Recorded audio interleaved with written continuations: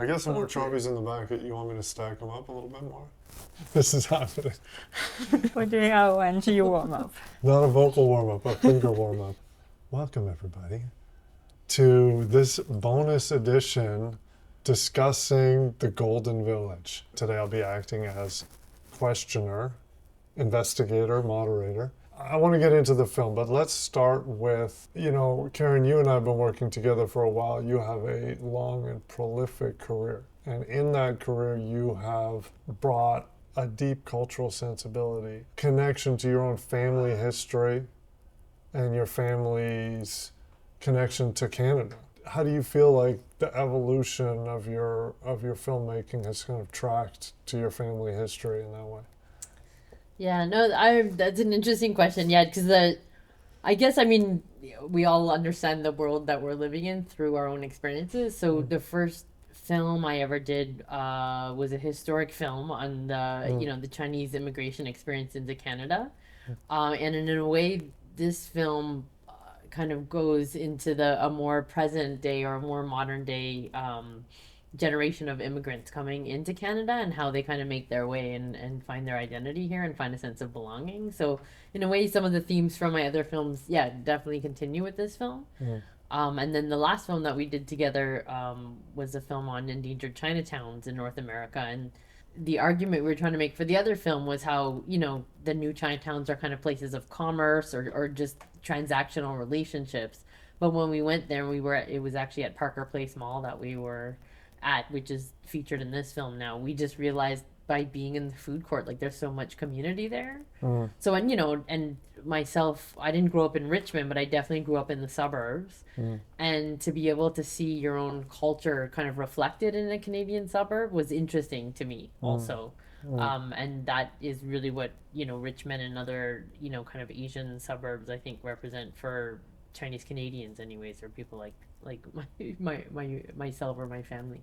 Feng there's similarities and there's really dramatic differences for your family history and what you're bringing to your filmmaking practice.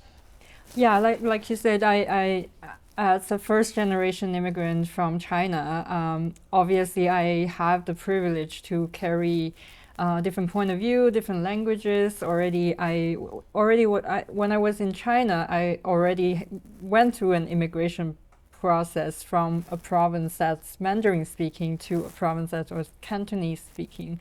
So I get to learn Cantonese as a kid and already immerse myself into this very different culture, even though they're all Chinese culture. The dialect is so different, the food culture is very different, and the value system is like slightly different from other provinces. So it's also like one of the provinces that had the early generations of immigrants to North America and Europe, or especially North America.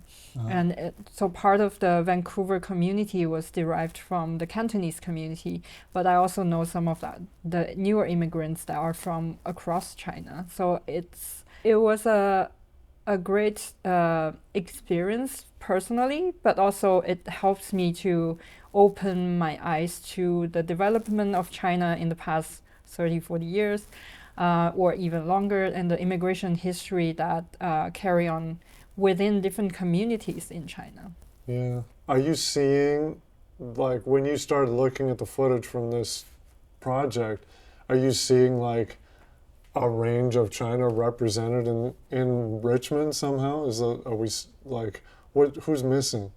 We tried to include everyone. I think we did a good job to include every community that are from China or Chinese speaking. And I've been to Richmond once, and to be honest, it was also a culture shock for me to be in Richmond and to experience China within a North American context. So the first time I went there was with my Cantonese neighbors that I grew up with, who lived in Toronto right now, and it was kind of a strange combination of like, oh, we are in Asia, but we're not. But we're in Vancouver, but yeah, it feels like Hong Kong, but it feels like Hong Kong in a certain period that kind of like froze in time.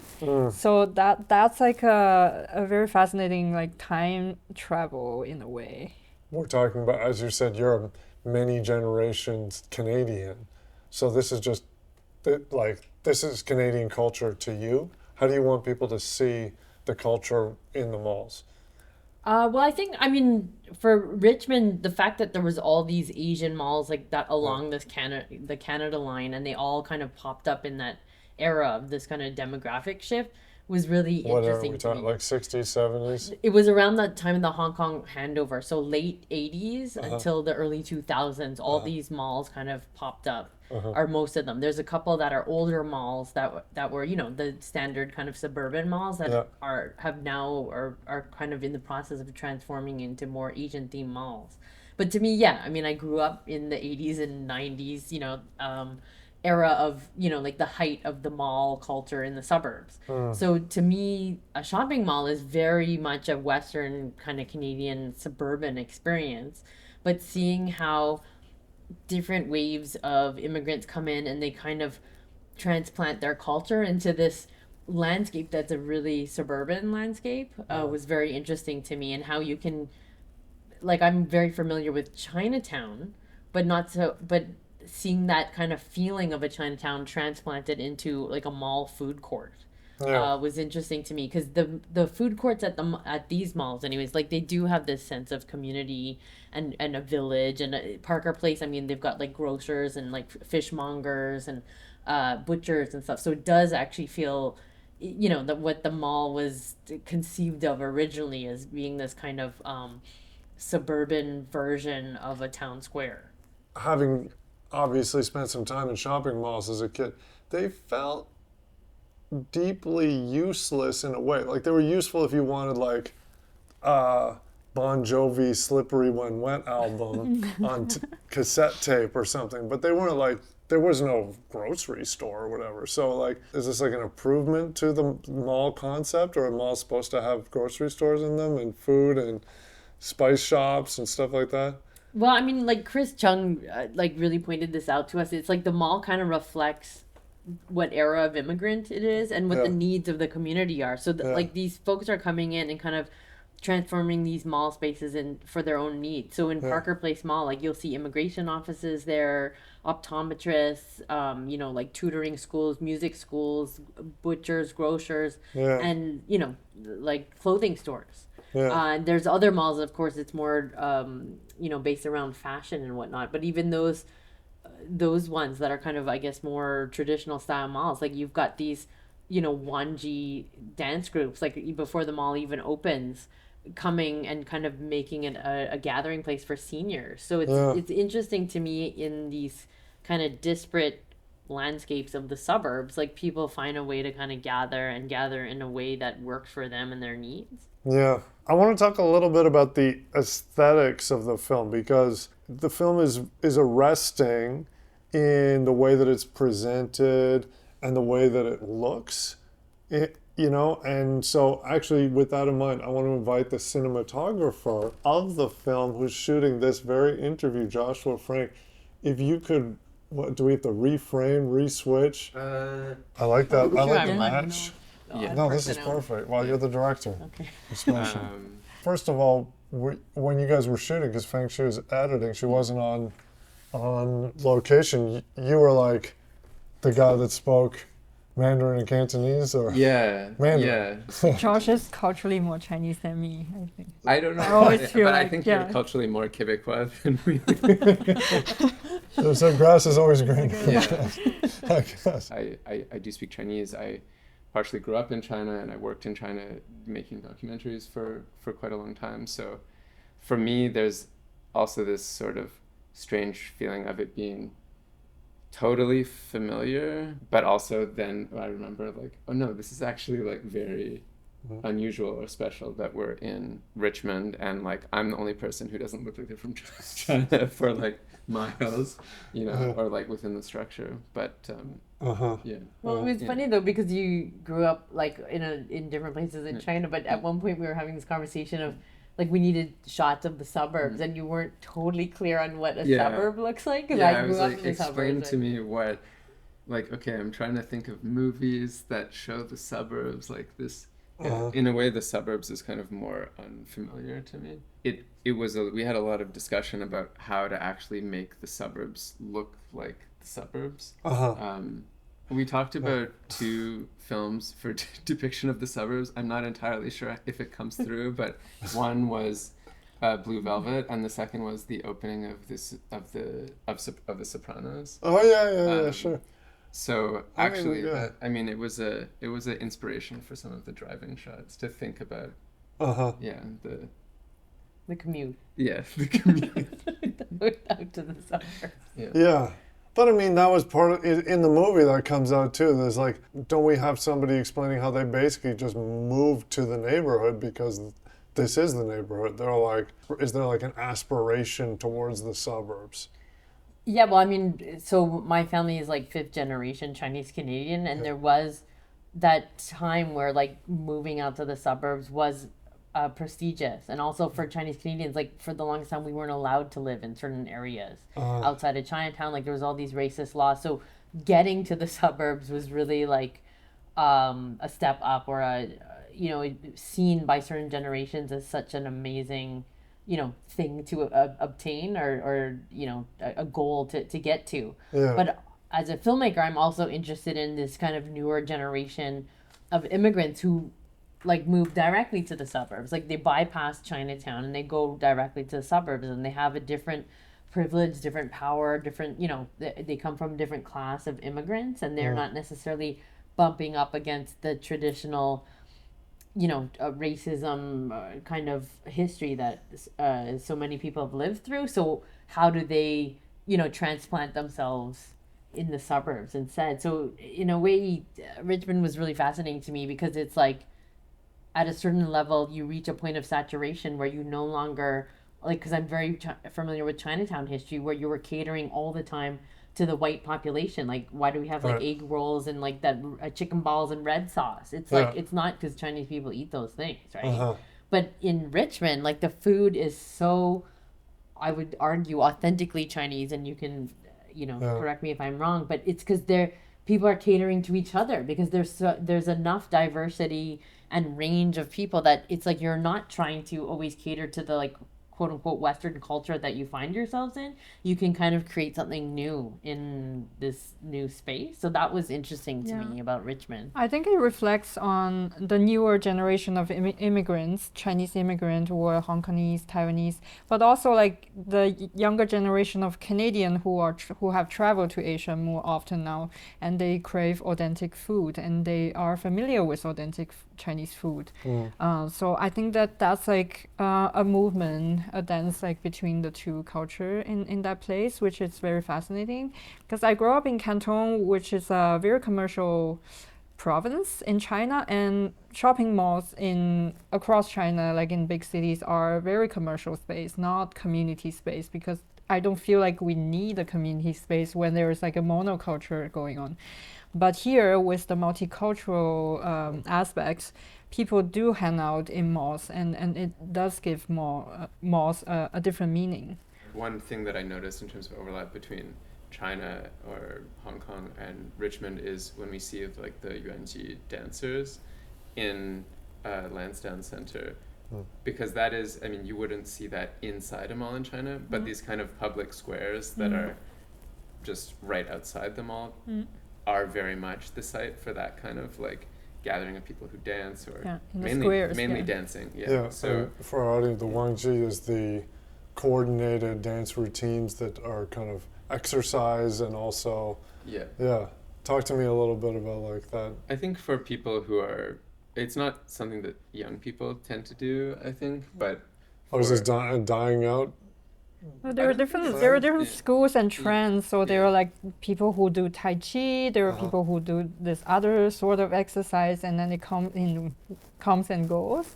This one, I think, it was mostly from Taiwan. They also have a school in the U.S. So maybe I wouldn't be surprised if it's something generated in the U.S. actually. So, but I haven't. You research don't on picture it. yourself doing it in like 50 I years. would from now. definitely recommend to my mom. I feel like they're the elderly doing Wenji dance are super fit in the film, and I It was seems like definitely fun. inspired. And, Yeah. And the sort of daytime public karaoke is another feature that is transplanted from like the public square to the interior mall. Right. That kind of features in the film. Was that in just that one mall, or is that pretty much an everyday occurrence? Well, it was an event that they were having in the Parker Place Mall because we were actually filming there. It's kind of cheated, but it was around Autumn Moon Fest, and they were having an event in that mall. But that mall in general has those kind of things happening very often. Like Kay, who's the kind of manager of the mall that we follow around, she herself was singing karaoke at one point during that afternoon. So it is very community and very, like a family kind of feeling in that mall. Like in that food court, even if you don't know each other, people often share the same table even. It's kind of like it's really a friendly feeling in that mall. I don't know how to describe it, but more so than the other malls even. Oh, really? That's your spot to hang out in that. I think if I had to choose, well, I do like all the malls, but yeah, Parker Place does have have like a special part in my heart, especially like Carrie Ma, who's the waffle granny or bubble waffle woman. They're characters there. Yeah, for sure. Well, what the waffles are tempting. Let's talk a little bit about the mall food. Is that what do we have favorites coming out of the shoot, Josh? Like, what do we like for? Are you gonna pick waffles? Are you gonna go with those noodles from the night market? I mean, there is some really good, some special spots in Parker Place. The barbecued pork has a little bit of a cameo. Everyone kind of gathers around this kind of like a eating area. So the food court zone. And what about the snail noodle? Did you try it? Featured quite prominently in the movie. Yeah, I mean, I wasn't there for that. For that moment. That was all of Karen's cinematography. But I do like those snail noodles. It's not an actual snail. I mean, the broth is made from snails, but what makes it a bit pungent is like this like pickled bamboo. So some people really don't like it, but that's it has a very strong taste, and you can smell it from outside of the store. Yeah. Oh, it's kind of like those stinky tofu kind of dish that are quite polarizing, but it's very popular. I've never tried it actually, and then we were so curious. It was so hard. Like, but you can get it. You can get it at the grocery store. So that's what we have to try to get. We have to try in the it. office. Yeah. I mean, to me, the snail noodle thing is actually really, really interesting and insightful about what's happening in Richmond and how close it is to China, because snail noodles were sort of starting to be a little bit kind of like trendy as a food when I was living in China up until like 2018, and then especially during the pandemic, for some reason people were like obsessed with snail noodles. Like you could buy packaged kinds, and it just became more of a thing. So the fact that there's a place specializing in that in Richmond is actually an example of how closely connected these kind of trends. It's like a quick turnover. Yeah, exactly. Which you didn't see at all before. You had no idea that snail noodle was like the pink matcha latte of soups. I mean, kind of. I think that's like quite accurate. That's crazy. Okay. Any other recommendations, Karen, for what people should check out? Well, I mean, for food, like the night market, nothing really compares to it. Yeah. Because you just go to one place and you can eat, from 300 stalls of like the most amazing foods ever. So, and every place you go there is like really tasty. Yeah, Chef James will be very good. Yeah, place it was to amazing. Like the cumin. I also want to try sushi hot dog. Isn't that just sushi so and weird. Like what? I don't understand. Sushi hot dog. Yeah. Item of the year. It's just it's a new fusion of sushi and East meets West. Okay, fine. Something to check out. Well, we're looking forward to, hopefully, if you haven't seen the movie yet, I don't know how this plays. Watch this, then the film, one way or the other. You know, it's been such a pleasure to work on and to work with the three of you on this project. So we hope we can yeah, have great success with this film, and we'll do it again. Thank you, everyone. I would love that. Yeah, awesome.